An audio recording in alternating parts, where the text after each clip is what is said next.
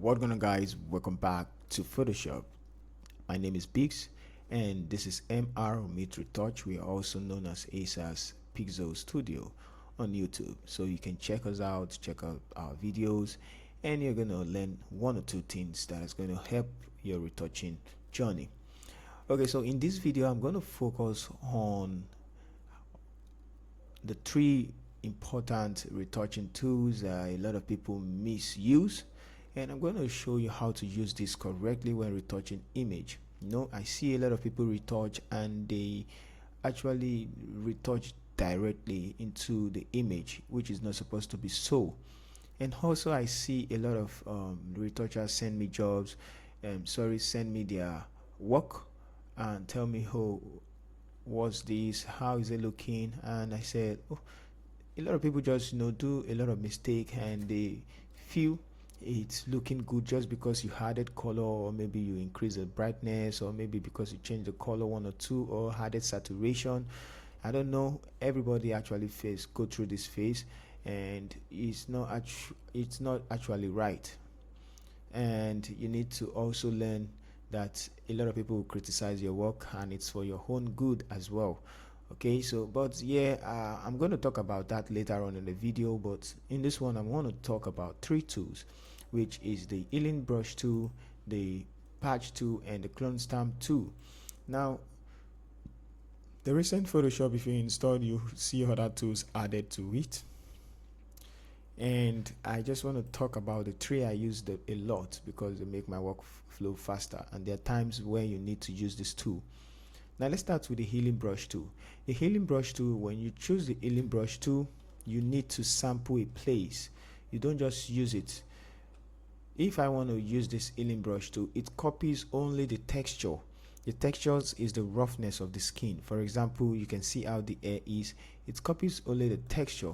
So once I move around, you're going to see it. So no matter how I click it here, you're just going to see that is the texture that is going to be there. So you see how it's lined. Even if I put it here, you're going to see that it's only the texture that is there, copied to the highs. Now let's undo that, Ctrl Z and Ctrl Z. So that's what this copies. Let's look at this other one, patch tool. The patch tool, select a particular place and you can drag it to make it look like the other place.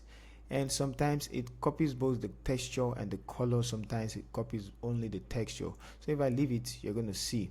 So it's like an intermediate between the color and texture and the texture and color also. So it's not like the healing brush tool. It's more behaving like the healing brush tool and the clone stamp tool. So intermediate. So Ctrl Z, I'm going to undo that. Let's go to the clone stamp tool, Ctrl D to deselect. The clone stamp tool, you need to sample. So let's sample an area. Let's say this air. Let's sample the air. And you see that once I move, it's actually going to move. And whatever color and texture that is there is actually going to reproduce that. Let's increase the brush hardness. And you're going to see what I'm talking about. So you can see, once I click it, it's going to be there like that, no matter what I sample. So that's how this tool function. Ctrl Z. Okay, so now that we know how these three function, how do we use them in an image? There's sometimes you need to use the healing brush tool. The healing brush tool, most especially when you're working on the texture. Now, how to use the healing brush tool with layers? You don't work directly on the image. You can actually create a new one. Once you create a new one, you can choose here where you see sample, current, and below. Even this clone stamp tool has it. Clone stamp tool, current, and below. So anyone you see current and below, make sure you choose a new layer for that. Why do we need to choose a new layer? Let's take, for instance, I copy this and then I paste it here, or maybe through this healing brush tool, I copy the texture. Let's make it big. I copy this texture and I place it here. You can see that that's the difference between the two. This copy both the texture and the layer. This copy only the texture. Okay, so now I can actually work independent. So I can turn it off, turn it on. I can go back to the razor tool and I can clean where I don't need it. I can clean where I don't need it. So that's one advantage. Now the disadvantage is if you use it on directly.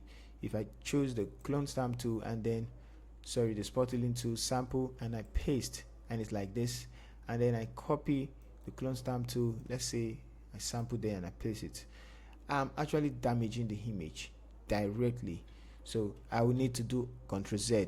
I can't clean. I can't go ahead and clean. It's going to damage the image. So Ctrl Z. I need to start pressing Ctrl Z, Ctrl Z, Ctrl Z for all that. So it's actually not a good one. So instead we use the new layer method. So whenever you are using this healing brush tool, or you're using the eraser tool, the clone stamp tool, you use current and below and you grab a new layer. Once this all layer, we'll talk about it later on, because it's actually going to sample all the layers in the image. I don't think that's one I use it a lot because it ruins my image. Now once you have that, we need to know as well as this one, the patch tool. Now if I want to use the patch tool, I can use it because there is no current and below. I can use it on the direct layer. I can, you say, could not use patch tool because the selected area is empty. I can use it on an empty layer, Ctrl D to deselect, and it's a very good tool because it makes my workflow faster. I don't need to sample, I just need to circle and drag. So circle and drag. So now it says the selected area is empty. So how do we use it on a new layer? We can actually use it on a new layer. The only way to use it on a new layer is to duplicate the layer. Let's take, for instance, since we can turn off the layer we created, the empty layer we created for the clone stamp tool and the healing brush tool, we can also duplicate this one, Ctrl J, so that we can turn off this layer whenever we make changes. So it works like this. Let's take, for instance, the healing brush tool, sample a place it. So it's on a new layer that has everything inside. So it's just like an empty layer like this. Sample. Okay, so we can turn this off and on. Same way we can turn this off and on. Do you get now? So I'm going to delete this. Duplicate again, Ctrl J. So now we can use our patch tool. Draw and drag. So we can do it like this. So you can see that we can turn it off and on. It's now functioning like an empty layer. So this layer is just not, it's just a correction layer. Now one good thing about it is it makes the selection already. So if I want to use a clone stamp tool, I don't need to come here and start using the lasso tool to select boundary, and I can just sample and place on it. It's gonna be there. So Ctrl D to deselect, so it's just there. Now another good thing is we can turn it off and on. We can clean on the layer. Where is it? Okay, we can clean. I can clean on the layer. If I turn it off, you're going to see that place is empty. Now we can actually drag again. Drag, boom. Did we deselect? So we're dragging and we're placing. Click on that place, drag, and boom, it will be there. So that's the disadvantage. So whatever you use eraser tool, you need to also use the Ctrl Z, even if you create a new layer non-destructively. So Ctrl Z. Alright, so now another thing I want to show you, Ctrl D to deselect, is when you use the patch tool. Once you're using the patch tool, you actually create boundary dilets. Let's do like this. Now I've created, this is the patch tool. Let's say I want to drag it. I can drag it to anywhere, but if I leave it, I've made the adjustment I want to make. Let's say I make the adjustment I want to make. I don't need to come here and start selecting with the lasso tool again. I just need to grab the next tool, either the clone stamp tool or the spot healing tool, and then sample, and then just drag. So make the adjustment. Otherwise, Ctrl D to deselect. I would have picked this and then create boundary again, because I want to remove the S strand, and then after that I choose the tool I want to use, choose this one. So it's make my workflow faster anyway. So that's just one good thing about the Ctrl D to deselect. One good thing about the clone stamp tool. So those are the 3 tools. Now if you want to use it on the image, let's say I want to remove this blemishes on the middle of our forehead, I'm just going to grab new layer. Let's use the tool, then we stop. So I'm just going to choose that, make it small. I choose somewhere and then place. So that's when I use my sample, hold down Alt left click, and fill in, hold down Alt left click, hold down Alt left click. So the one at the cheek as well, we can use the patch tool. It's going to say empty layer, get. So we're going to duplicate this layer, Ctrl D to deselect, Ctrl J, duplicate, and then instead of making a lot of adjustment and start pressing Ctrl Z or undo, you are just going to clean whatever you want to clean. So anyway, it still works the same way. Okay, so now that we've done that, that's for this one. Now when do we use the clone stamp tool? We use the clone stamp tool, for example, I want to correct, look at the lips. Let me make it smaller. Now I'm going to select the empty layer, which is what I'm going to be using. So now I want to clean this place. Ctrl Z. I didn't want to do that. So what I'm just going to do is, because I want to copy both the texture and the color, I'm just going to sample somewhere close, and then just fix it like this. You can see how easy that is. So it's actually used in fixing both colors and textures. Now I just fix that. Also you can fix, look at somewhere closer, hold on hot, and you see the skin. You can use it to fix skin color and later on grab this other tool and just blend it, something like that. So anyway, I can use this, I can clean it if I'm not okay with that. And Ctrl Z. One good thing again is to reduce the opacity of the the brush, and then just clean it. Opacity, or the flow rather. So decrease the flow and then just clean, and it will look the same. So that's one thing about it. And if you want to that's the manipulative part of it. Now let's come to the boundary part. Look at what will happen when I want to let's make adjustment to this small black that's here. Let's say we want to do this. So this is the last thing I'm talking about, the patch tool. If I select that as small as it is, because I want to make it look, remember we need to work on the layer, so I'm going to select that layer, and if I drag, you are going to see what's going to happen to the background.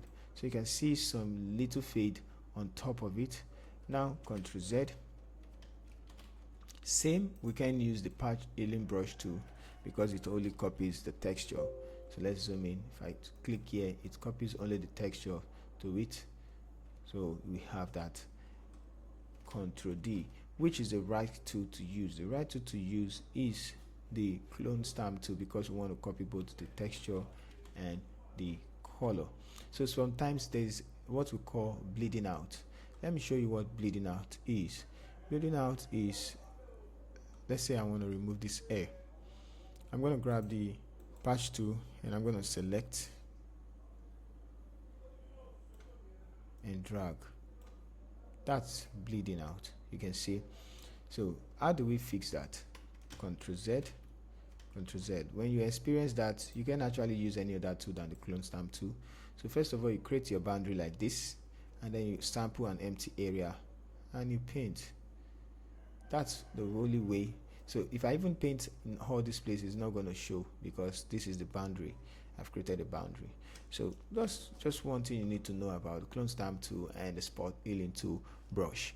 Okay, so it actually helps my workflow, and I usually know when to use it. If I want to work on the eyes now, I know I can go for the patch tool or the spot healing tool because I don't want to mess around with the color. If I want to replicate a place, if the eyelashes, now I know that I need to use the clone stamp tool as small as it is, so just make it very small sample, and then you can start drawing the line so you can see that I'm feeling it. Let's use this one, and you can see how it's going. You can keep dragging, dragging, dragging, dragging, dragging, dragging, dragging, dragging, and dragging and dragging. So at the end of the day, we have our eyelashes ready. So let's zoom in, and then we have this and this, so you can see. So that's when we can't use the patch tool for that. No, it's not actually gonna work. It's only gonna work when we hold and drag, and then I drag it. Sorry, Ctrl Z. Let's say I want to use this place. I can drag it, and you can see that it's going to replace it. Drag. Okay, let's say we want to do this. Drag. So you can see how some of the texture will be there, so it's not actually going to work. Ctrl D, Ctrl Z. So it's the clone stamp tool you're going to use, and then you move in the direction. Now if you want to use the clone stamp tool here, Ctrl D to deselect. You can create this boundary, and then you can select odds. So you need to paint according to how the direction of this is. So I can do it slower like this, according to the direction of what you selected. So I believe this helped a little make you understand when to use this. So if you want to remove this on top, what will you use? Of course, you can use the patch tool. Once I select above, let's say I select somewhere above like this, and I drag it out to somewhere here, it's gonna bleed out.